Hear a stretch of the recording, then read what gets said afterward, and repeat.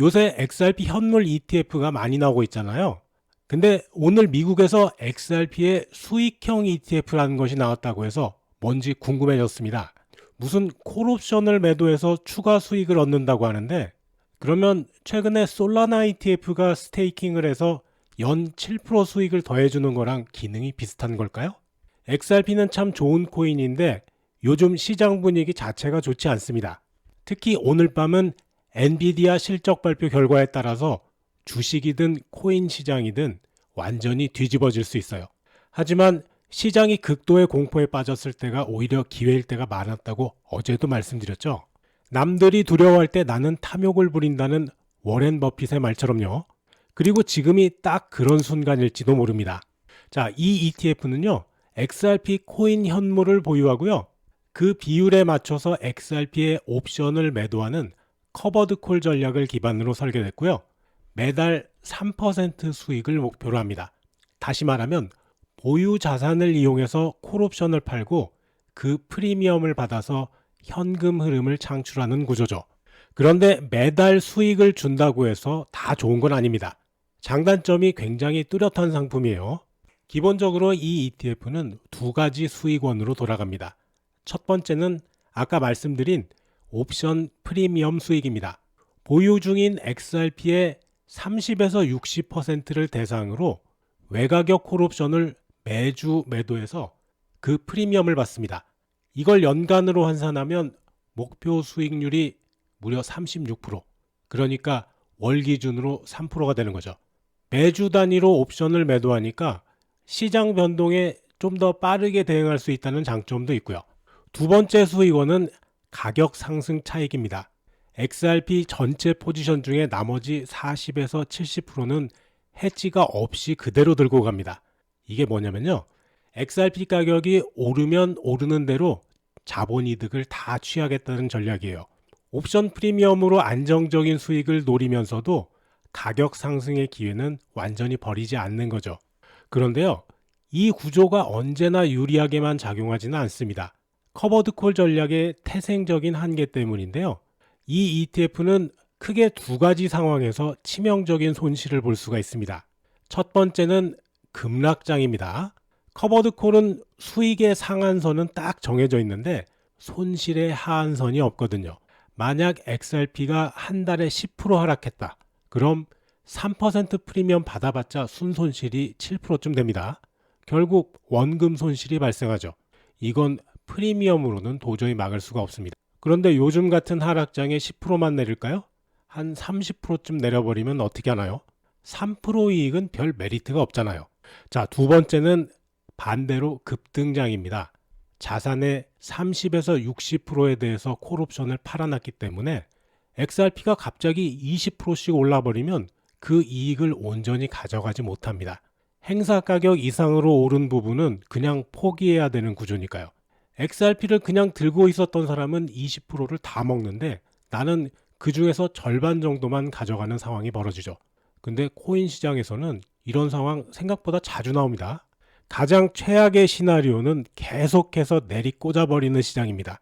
프리미엄이 월 3% 나온다고 해도 XRP가 몇 달 동안 연속으로 빠져버리면 누적 손실이 프리미엄 수익을 압도하게 됩니다. 상승장은 못 따라가고 하락장에선 그대로 얻어맞고 그러다 보면 성과가 점점 쪼그라들게 되는 거죠. 그럼 이제 현실적인 계산으로 한번 가볼까요? 예를 들어서 1,000만 원을 이 ETF에 넣는다고 하면 목표 월 수익은 29만 4천 원입니다. 운용 보수가 연 0.75%니까 실질 수익률은 약 2.94% 정도 떨어져요. 세금까지 제하면 실수령액은 24만 9천 원 정도 됩니다. 이렇게 보면 나쁘지 않죠? XRP 가격이 안 움직이는 횡보장에서는 이게 꽤 괜찮습니다. 그냥 매달 30만 원씩 월세 받듯이 챙기면 되니까요. 그런데 10% 하락장에서는 손실이 100만 원인데 프리미엄 수익이 29만 원이라 순손실이 71만 원쯤 됩니다.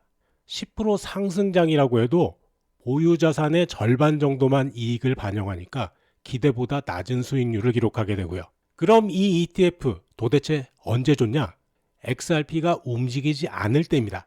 거의 안 오르고 안 내리는 그런 시장. 이게 진짜 이상적인 환경이에요.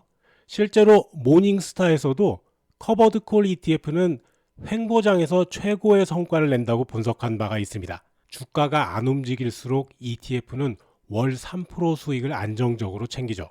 반대로 진짜 지옥의 시나리오는 급등장이에요. 예를 들어서 나스닥 100이 20% 상승했는데 커버드 콜 ETF는 오히려 마이너스 수익을 기록한 사례도 있습니다. 실제로 타이거 미국 나스닥 100 커버드 콜 ETF는요. 시장이 20%가 올랐는데 주가가 2.73% 빠졌어요. 급락장도 마찬가지입니다. 코덱스의 국채 커버드 콜 ETF는요. 22%가 빠진 상황에서 배당으로 13%를 받아도 손실이 9%가 넘게 남은 사례가 있고요. 반등장에서는 커버드 콜이 아예 따라가지도 못합니다. 결과적으로 그냥 주식을 들고 있었던 게 더 나은 경우도 많아요. 그래서 어떤 분은 커버드 콜 ETF를 부의 파괴 무기라고까지 표현했습니다. 특히 XRP처럼 조용히 횡보하다가 갑자기 급등하거나 급락하는 자산에는 정말 안 맞는 구조입니다. 그럴 바에야 그냥 XRP를 직접 사는 게 낫죠. 여기서 한 가지 더 짚고 넘어가야 할 부분은 바로 출시 타이밍입니다. 아무리 설계를 잘 해놨다고 해도 시장 타이밍을 잘못 잡으면 얘기가 완전히 달라지거든요. 근데 이 앰플리파이라는 회사 진짜 운이 없습니다. 카나리 캐피탈이나 비트와이즈처럼 요즘 급락장에서 ETF를 낸 다른 회사들도 비슷한 처지긴 한데요. XRPM의 경우는 그 중에서도 가장 애매한 시점에 출시돼 버렸어요. 여기서 커버드 콜 ETF의 딜레마가 생깁니다. 일반 현물 ETF라면 급락해도 다음 반등에서 회복이 빠르죠. 하지만 커버드 콜 ETF는 다릅니다. 오히려 이제부터는 횡보해 주길 바라는 마음으로 버텨야 되죠. XRPM이 제대로 작동하려면 XRP가 지금 2달러 초반이잖아요. 2달러 초반에서 한 몇 달간 조용히 움직여야 되는데 시장은 그럴 생각이 없어 보이죠. 결국 선택의 문제입니다. 매달 안정적인 30만 원 수익이 필요하실까요? 아니면 XRP가 폭등할 걸 기대하실까요? 안정적인 월세형 수익을 원하신다면 이 ETF는 괜찮은 선택이 될 수 있어요. 반면 한 방을 노리는 투자자라면 다른 길을 택하는 게 맞습니다. 오늘 리뷰를 하긴 했지만 제 생각엔 이거 대부분의 국내 암호화폐 투자자들에게 맞는 상품은 아닌 것 같네요. 자, 오늘 밤은 엔비디아 실적에 따라서 굉장한 변동성이 예상되니까 방향성을 예단하지 마시고 그냥 관망하시면 좋겠어요. 자꾸 들락거리면 시드만 털리게 됩니다. 제가 녹화된 영상을 보여드리다 보니까 실시간으로 알려드리기는 조금 어려운 부분이 있습니다.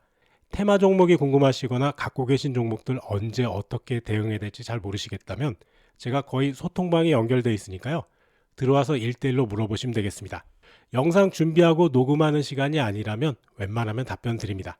소통방에서 테마 종목으로 다들 수익 많이 올리고 계신데요. 아직 저희 소통방에 가입 안 하신 분들은 영상 하단에 수익남과 함께 부자되기 링크가 있습니다. 링크 누르면 나오는 이 양식에서 맨 위쪽에 보이는 실시간 소통방 입장 체크하시고 아래쪽 빈칸에 연락받으실 핸드폰 번호 남겨주시면 제가 확인하는 대로 바로 연락드리겠습니다. 오늘 영상은 여기까지입니다. 시청해주셔서 감사하고요. 제 영상이 도움되셨다면 구독, 좋아요, 영상 알림 설정 꾹 눌러주세요. 여러분과 평생 함께 하겠습니다.